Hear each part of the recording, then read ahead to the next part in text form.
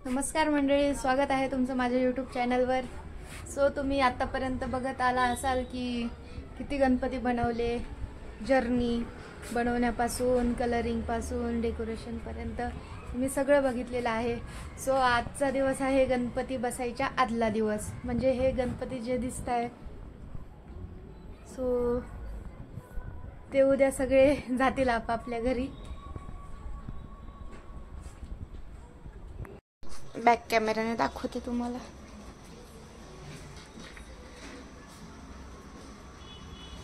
बघू शकता तुम्ही,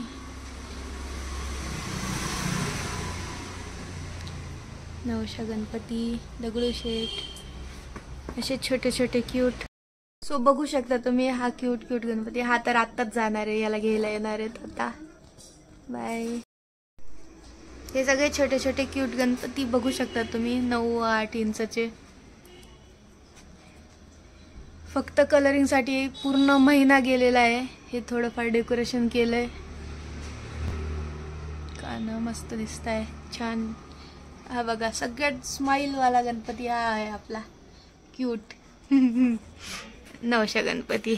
नाशिकचा सगळ्यात सुप्रसिद्ध गणपती म्हणजे नवशा गणपती। सो तुम्ही आता हे थोडेसेच गणपती पाहिले, तुम्हाला आता मोठ्या साईजचे जे गणपती आहे सो ते दाखवते, तुम्ही बघत राहा। हे बघा, हा आहे आपला बालाजी गणपती। त्याच्या डोळ्याचं काम बघू शकता तुम्ही। हे बघा, चादरीचं काम।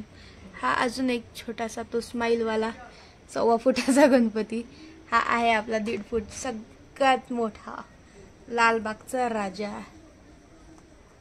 मुंबईचा।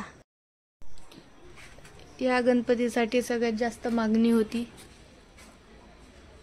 हा आहे कमळावर बसलेला एक सुंदर गणपती, बघू शकता। याची किती छान आखीव राखीव रचना आहे, आणि कलरिंग सुद्धा बघू शकता। हा बघू शकता तुम्ही, किती छान गणपती आहे। हा बघा, कलरिंग करताना सगळ्यात पहिली मूर्ती ही कलर केली होती, बघू शकता तुम्ही। अशा प्रकारे तुम्ही बघू शकता, हे आपलं पूर्ण गणपती किती सुंदर दिसत आहेत, कलरफुल झाले।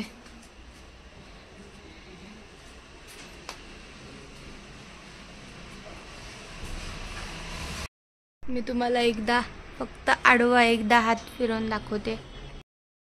सो गाईज, या वर्षीचे आपले एवढेच बाप्पा होते, आणि तुम्हाला जर ह्या वर्षीचे पूर्ण व्हिडिओ आवडले असतील गणपती बाप्पाचे, सो तुम्ही जरूर लाईक, शेअर, सबस्क्राईब करा।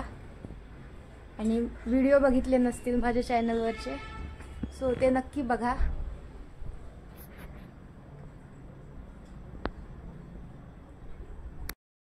तीन 4 महिन्यापासून जे काम चालू होतं सो ते काल कंप्लीट झालेलं आहे।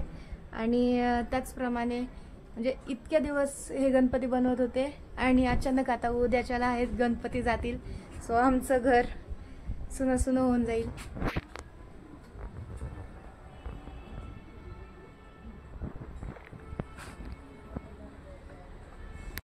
एखाद्या गोष्टीची सवय झालेली असली की ते असतं ना इथे तर एक नाही, अनेक मूर्त्या होत्या, बनवून त्यांना कलरिंग करून बनवल्या नाही, जास्त साच्यातल्या होत्या, काही विकत आणल्या, काही स्वतः बनवल्यात। पण मग सगळ्या गणपतींना कलर करण्यापासून सगळा महिना 1.5 महिना ह्याच गोष्टीमध्ये गेलेला आहे। सो रोजचं उठलं की हेच काम, उठा, आवरा, कलरिंग करा, अजून फिनिशिंग करा, या सगळ्या गोष्टी होत्या। आणि आता थोडंसं सुनं सुनं वाटणारच आहे। ठीक आहे, नेक्स्ट इयर अजून जास्त गणपती बनवू, 2-4 गणपती घरी ठेवून घेऊ। सो बघूयात पुढच्या वर्षी काय होतं। आणि या वर्षीसाठी गणपतींकडून टाटा बाय बाय। आम्ही जातो उद्या आमच्या घरी। इथे भरपूर गोष्टी जगायला मिळाल्या असतील, तयार व्हायला मिळाल्या असतील. ह्या नवीन मित्रमैत्रिणींसोबत सुद्धा इथे दिवस दिवस राहिलेले तुम्ही.